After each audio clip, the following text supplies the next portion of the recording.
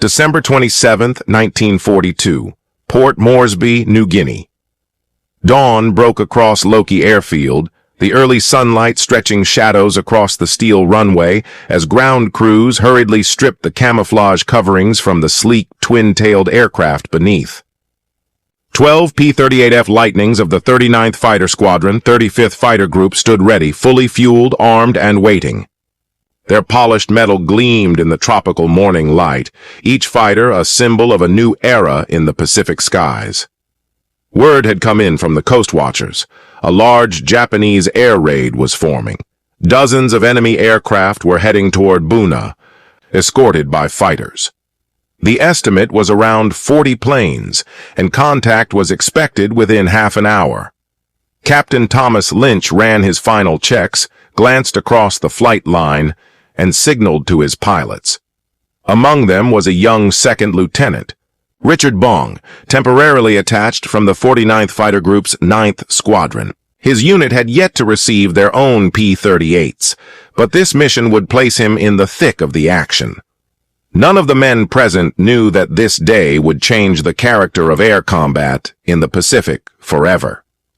The Japanese aviators who were approaching Buna that morning had only encountered the P-38 on rare occasions in recent weeks. Their reports described it vaguely, a twin-engine curiosity with unusual design, but little was understood of its true capability. Within a matter of hours, uncertainty would give way to shock. For over a year, Japan's elite naval fighter pilots had dominated the Pacific theater. Their weapon of choice, the Mitsubishi A6M0, was an agile predator, its unmatched turning ability and nimble handling terrifying opponents. With a turning circle of just 950 feet, the ability to climb 6,000 feet in under 8 minutes, and a maximum speed just above 330 miles per hour, the Zero had secured countless victories across China and in the early Pacific campaigns. American pilots flying less advanced fighters like the Bell P-39 era Cobra and Curtiss P-40 Warhawk had learned, often fatally, that attempting to turn with a Zero was nearly suicidal. But the P-38 Lightning was something very different. It embodied a new way of thinking about aerial warfare. Its twin Allison V1710 engines each generated over 1,100 horsepower, and turbo superchargers allowed it to sustain power at altitudes where most fighters began to suffocate. The Lightning could push past 400 miles per hour, soar to 44,000 feet, and carried its weapons all in the nose instead of across the wings. One 20mm cannon and 4 heavy Browning 50 caliber machine guns delivered a deadly concentrated burst, eliminating the accuracy problems that plagued wing-mounted guns. Richard Bong had studied every detail of the aircraft back at Hamilton Field in California. A farm boy from Poplar, Wisconsin, who learned to fly through the civilian pilot training program, Bong grasped immediately that the Lightning was not meant to fight in the old way. The P-38 was not built for circling duels. Its true strength lay in speed, altitude, and overwhelming firepower. The correct strategy was to strike from above, smash through enemy formations, and climb back to safety before opponents could react. These tactics demanded restraint, patience, and a willingness to abandon the instinctive dogfighting style that had defined aerial combat since the First World War. Meanwhile, high above the approaching coast, Japanese pilots flew confidently in their well-worn escort patterns. Their force was a mix of Zeros, Nakajima Kai-43 Oscars, and Aichi D-3A Val dive bombers, an experienced and battle-hardened unit that had swept through the Pacific from Pearl Harbor to the Dutch East Indies. They expected little resistance. American planes had usually struggled above 15,000 feet, and their sluggish climb rates made them easy prey. For the Japanese, the day's mission was simple: escort the bombers, sweep aside any defending fighters, and return home. They had seen the unusual American twin-tailed plane occasionally, but assumed it was a reconnaissance craft, or perhaps a light bomber. The idea that it was a fast, deadly fighter designed specifically to nullify the Zero's advantages had not entered their calculations. At 18,000 feet, however, the P-38s held every advantage. Captain Lynch pushed his Lightning into a steep dive, his airspeed surging past 400 miles per hour. Behind him, Bong and the others locked onto their chosen targets. With their centrally mounted weapons, the Americans could open fire at distances of more than 400 yards, far beyond the reach of the Zero's lighter guns. Lynch's first burst ripped an Oscar apart in mid-air, the Japanese fighter exploding into pieces under the storm of cannon shells and .50 caliber fire. As Lynch climbed back toward altitude, Zero pilots tried to pursue, but their planes shook violently when nearing 400 miles per hour, warning systems screaming as they approached the breaking point of their fragile airframes. Bong saw a Zero attempt to slip in behind Lynch and immediately rolled into a deflection shot. His opening burst connected, and the Japanese plane spiraled earthward in flames. Almost instantly, 3 more Zeros closed in on him. Bong shoved the throttles forward, plunging into a dive that pushed his speed to 450 miles per hour. The pursuing Zeros could do nothing but watch as the twin-boomed fighter streaked away, untouchable. Bong leveled off just above the jungle canopy and spotted a Val bomber pulling out of its dive. He squeezed the trigger and, with a short burst, sent the aircraft crashing in a fiery explosion. These 2 kills marked Bong's very first combat victories, the beginning of what would become the most successful American fighter pilot career of the war. The battle lasted barely 10 minutes. The 39th Squadron claimed 12 enemy aircraft, destroyed, with victories credited to Lynch, Bong, and Lieutenant Carl Planck. Not a single P-38 was lost. Japanese reports after the engagement described bewilderment and alarm. Pilots spoke of enemy aircraft that could climb and dive with impossible speed, striking from long distances and escaping before any effective counterattack could be made. The battlefield they once dominated through superior agility had shifted into a vertical realm, where altitude and velocity determined survival, not tight turns and close-in maneuvering.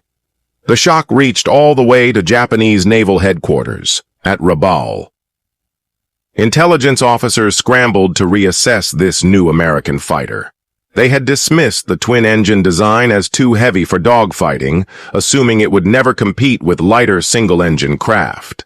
Now it was evident they had underestimated what American engineers had created, a fighter that achieved air superiority through energy, altitude, and speed, rather than agility alone. The P-38's true power became more obvious with each encounter. Its turbo-superchargers let it keep full strength at heights where Japanese engines lost half their output. In a dive, it approached transonic speeds, far faster than any Japanese fighter could follow without tearing apart. Its ability to convert that speed into altitude let pilots climb back above the fight almost instantly, ready to strike again. By January 7, 1943, the reality of this revolution in air combat could no longer be denied. That day, 9 P-38s escorting bombers ran into roughly 20 Japanese fighters. According to conventional doctrine, the smaller American force should have gone on the defensive. Instead, the Lightnings climbed to 25,000 feet and launched diving attacks from heights their opponents couldn't reach. Richard Bong, now flying regularly with the 39th Squadron, demonstrated the Lightning's deadly potential again. Diving through the formation, he destroyed an Oscar with a clean deflection shot, as enemy fighters tried desperately to climb toward him.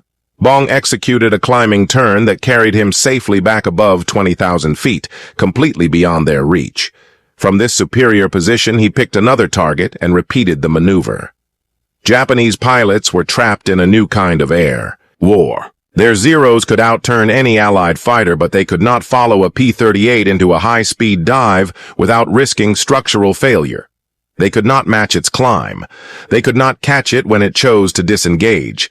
The familiar horizontal dogfight that had favored them for so long was gone, replaced by a vertical battlefield that belonged to the Lightning.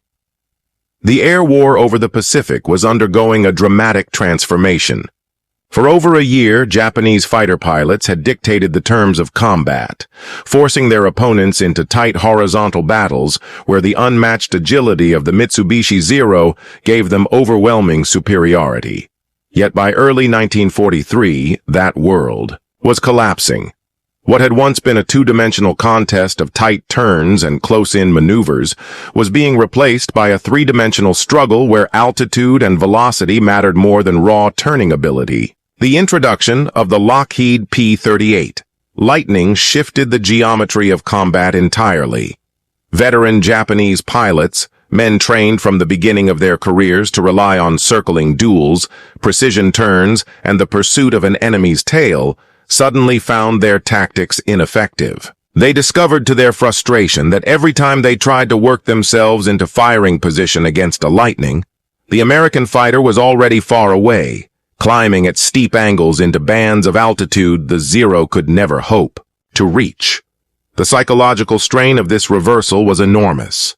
These were men who had flown with total confidence since the opening of hostilities, certain of their superiority over Allied aircraft and of their own skill. Now they were being forced to fight an opponent who refused to play the familiar game. They had to live with the constant knowledge that an unseen enemy could appear above them at any moment, diving down with crushing speed and disappearing again before they had a chance to react. This invisible threat eroded morale and created mental strain previously unknown within the Japanese aviation culture. Some pilots, long celebrated for their discipline and fearlessness, began to exhibit signs of exhaustion and combat fatigue, a phenomenon that had never before been acknowledged in their service. As the Lightning's presence spread across the theater, the impact only grew. By February 1943, the 9th Fighter Squadron of the 49th Fighter Group received its first P-38s, finally replacing older machines that had struggled against the Zero. The 80th Fighter Squadron of the 8th Fighter Group began phasing out their P-39s in favor of the Lightning. In Australia, the 475th Fighter Group was forming as an entirely P-38 unit, designed from the start to fight with the new tactics. Every pilot arriving in the region was required to study detailed combat reports from men like Captain Thomas Lynch and Lieutenant Richard Bong, learning not only the technical advantages of the aircraft, but also the philosophy of combat that allowed the Lightning to dominate. Squadron commanders drilled their men relentlessly, repeating a mantra that altitude meant survival and that speed was life itself. They taught their pilots to resist the natural instinct to turn with the enemy and instead to keep their velocity. To dive through, climb away, and come back from above. They practiced specialized maneuvers that took advantage of the aircraft's unique characteristics. The high-speed yo-yo allowed a pilot to convert excess velocity into altitude while reversing direction, preserving both energy and position. The barrel roll attack used the Lightning's excellent roll rate to keep guns trained on a target while avoiding the drag that came from sharper turns. With every month that passed, American pilots became more skilled in this new vertical battlefield, and Japanese attempts to counter these methods produced little success. Newer Japanese fighters appeared, designed specifically in hopes of neutralizing the Lightning. The Kawasaki Ki-61, Tony, equipped with a liquid-cooled engine and heavier guns, was meant to deal with American bombers at high altitude, but even this machine could not equal the P-38's performance above 20,000 feet. The Nakajima Ki-44 Shoki, which prioritized climb rate and raw speed over maneuverability, likewise failed to close the gap. Reports filtered back from Japanese squadrons filled with unease and frustration. Orders began circulating that pilots should avoid combat with Lightnings unless they outnumbered them heavily and had the advantage of position. Even in those circumstances, commanders warned against engaging above 15,000 feet, where the Lightning's superiority became overwhelming. Some units attempted to bait American pilots into low-level turning contests, where the Zero still retained an advantage, but the discipline of the American flyers had grown. They no longer allowed themselves to be drawn into battles fought on the enemy's terms. Behind this shift was not only tactics, but the vast weight of American industry. At the Lockheed plant in Burbank, California, production had reached a level the Japanese could never hope to match. By March 1943, the assembly lines were producing 10 P-38s every single day. Each aircraft required nearly 37,000 hours of labor to complete, yet the industrial power of the United States made this a sustainable output. Japan, suffering shortages of critical materials and the mounting effects of Allied bombing campaigns, could not keep pace. Even when new designs were introduced, they were produced in numbers too small to make a strategic difference. Training disparities widened the imbalance further. American pilots deployed to the theater, with over 300 hours of flight experience, at least 50 of which were in the P-38 itself. They had spent long months practicing vertical maneuvers, gunnery, and coordinated formation tactics. In contrast, Japanese replacement pilots pushed quickly through shortened programs, often had fewer than 100 total hours in the air. Many had never flown at high altitudes before meeting the Lightning in combat, making them easy prey for American squadrons. The Battle of the Bismarck Sea in March 1943 provided a striking example of what this meant in practice. Allied bombers attacked a major Japanese convoy, and P-38s flew high cover to protect them. When Zero escorts rose to challenge the formation, the Lightnings executed perfectly coordinated vertical attacks. Japanese fighters were shot down in numbers, and the convoy was left defenseless. 8 transports and 4 destroyers were sunk, a devastating loss that crippled Japan's ability to reinforce its positions in New Guinea. From that point forward, the Lightning's presence over the Solomon Islands and New Guinea was impossible to ignore. Within this new environment, certain American names began to stand out. Captain Thomas Lynch became renowned for perfecting the vertical style of combat, eventually recording 20 confirmed victories before his death in March 1944. Lieutenant Richard Bong continued to build a reputation as an extraordinary marksman. His uncanny ability to position the Lightning for precise deflection shots, earning him victory after victory. In August 1943, Lieutenant Thomas Maguire joined the growing roster of Lightning aces. Flying with the 475th Fighter Group's 431st Fighter Squadron, Maguire scored his first victories during a mission near Wewak on August 18th. In his very first combat engagement, he downed 2 Chi-43 Oscars and a Chi-61 Tony. Only days later, he added 2 more kills, becoming an ace in just 2 missions. Maguire believed in aggressive use of the Lightning's vertical advantages, and his precise gunnery skills quickly made him a respected figure.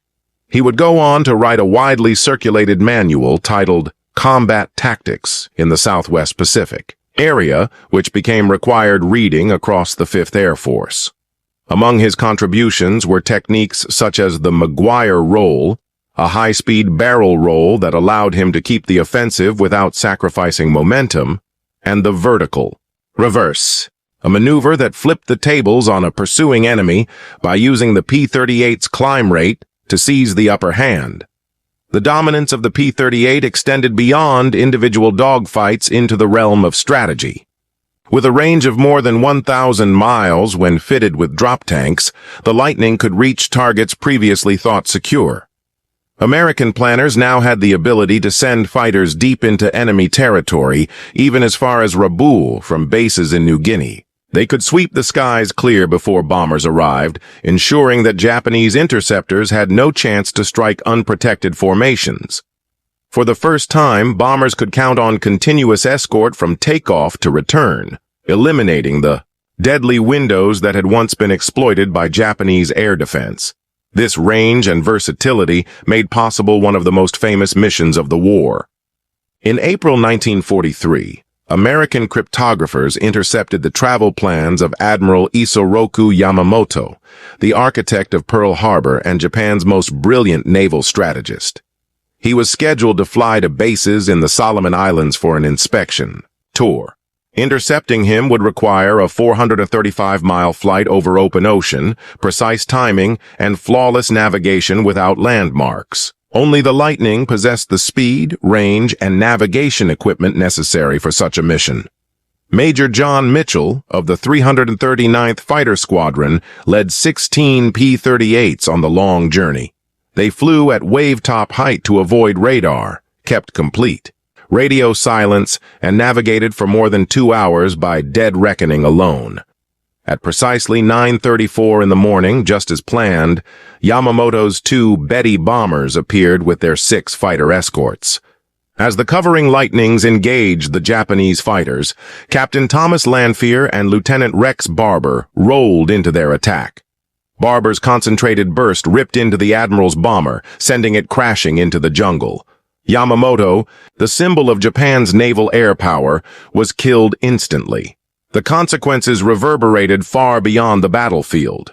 For the Japanese, the realization that American fighters could strike so far, so precisely, and against so important a target shattered any remaining sense of security. The aura of invincibility that had already been weakened by defeats at Midway and Guadalcanal suffered yet another devastating blow. The Lightning had not only proven itself as a superior tactical weapon in combat, but had demonstrated its strategic